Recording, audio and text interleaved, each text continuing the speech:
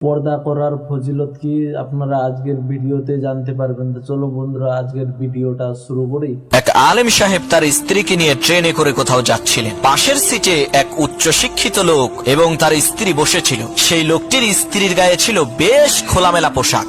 এক সময় ওই উচ্চ শিক্ষিত লোকটি আলেম সাহেবকে শুনিয়ে বলতে লাগলো, মোল্লারা তাদের নিজেদের বউকে আবদ্ধ করে রাখে, তাদের কোনো স্বাধীনতা নাই। তখন সেই আলেম সাহেব বললেন, ভাই আপনার ওই ব্যাগের মধ্যে আছে কি? লোকটি বলল, কেন?